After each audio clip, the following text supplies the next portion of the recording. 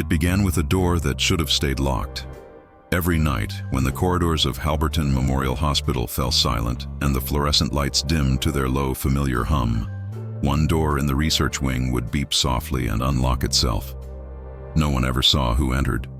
No badge was ever scanned, yet every single log showed the same name, Dr. Elias Wren. There was just one small problem with that. Dr. Wren had vanished 6 months ago. Halberton was a town that worshipped its hospital. It was clean, efficient, flawless. And Elias Wren was its brightest star. A neurosurgeon of unmatched skill, known for his calm hands and unshakable confidence, Elias wasn't just a doctor. He was an architect of the human mind. His office was a shrine to his obsession. Brain diagrams covered every wall, crisscrossed with hand-drawn lines and notes, like secret maps of human thought. He believed memory wasn't stored in neurons, but in patterns.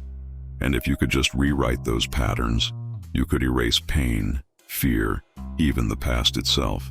But 6 months ago, everything changed.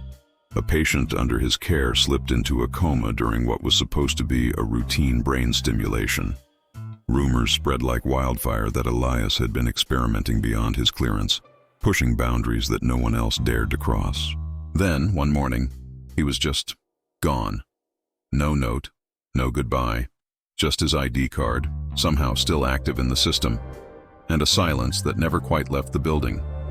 Security tried deactivating the card, but each time the system would reboot overnight and reactivate it. The IT department called it a glitch. The guards, however, called it something else. They started avoiding that wing altogether, swearing they'd hear footsteps on the empty floors, soft, measured, the sound of medical shoes moving through shadows.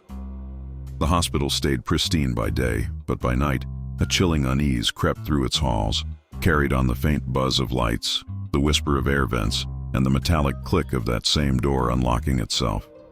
Then, one evening, Dr. Mara Lynn returned.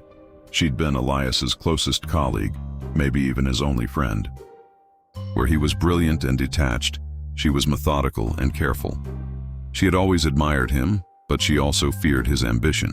When she came back from her sabbatical, she found his office sealed off, his name still glinting faintly on the frosted glass. Dr. Elias Wren, Neurology. As she walked past the research wing that night, the motion sensor light flickered on by itself. Later, in her office, her computer screen blinked, and a file appeared. One she hadn't opened. Its name? Neural Pattern Reconstruction version 3.9, Dr. Wren. Inside were thousands of brain maps, all labeled with patient initials, except for the last one. It was marked simply EW. The next night, security guard Devin Ortiz noticed something strange. Every night at exactly 2:14 a.m., the camera feeds would glitch for 5 seconds. When they came back online, a faint silhouette would appear in the hallway. A man in a white coat walking calmly past Wren's old lab. Devin froze the image, printed it, and brought it to Mara. She stared at it and whispered, "That's his code. He always rolled the sleeves twice." But when they checked the ID logs, only one card had been active that night, Elias's. Driven by a mix of fear and professional curiosity, Mara decided to enter the restricted wing. The air was cold, with a sharp, metallic smell. A single monitor was still humming, attached to nothing, yet pulsing with rhythmic waves. As she leaned closer, words began appearing across the waveform. "Hello, Mara." Her pulse spiked. She whispered, "Who's there?" The screen flickered again. "Did you erase me too?" Panic gripped her. She tore through old archives and found a project name buried deep in Wren's records, Project Nemos. But there were no details, only a photo of Elias standing beside a blurred patient on a hospital bed, the image distorted as though something had been wiped from existence. The next morning, a man was found wandering near the edge of town. No memory, no ID, just a small, precise scar at the base of his skull. Mara examined him and froze. It was Elias's surgical technique, the same incisions he used for memory calibration. When she asked his name, he hesitated for a long moment and then said quietly, "I think I used to work here." That night, the hallway lights flickered again. Devon watched the cameras, holding his breath. This time, there was no static. He saw Mara walking toward the research wing, and behind her, a man in a lab coat. He radioed her immediately.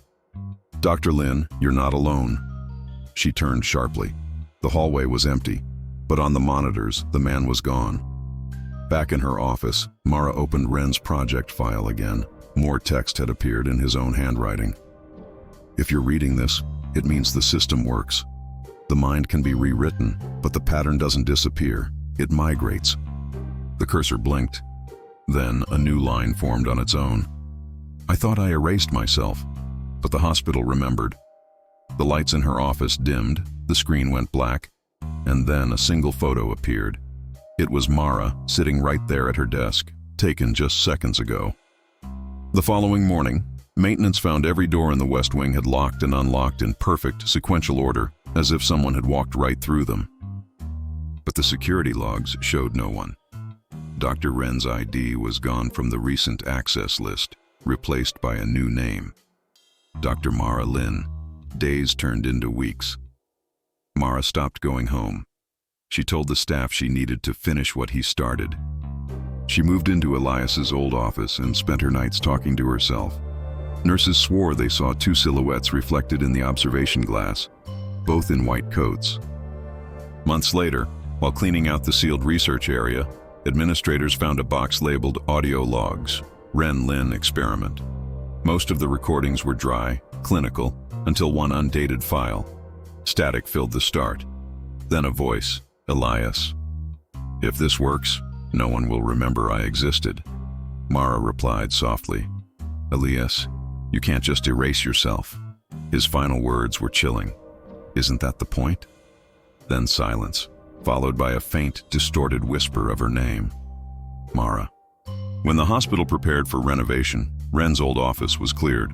On the floor, half hidden under a filing cabinet, they found a photo.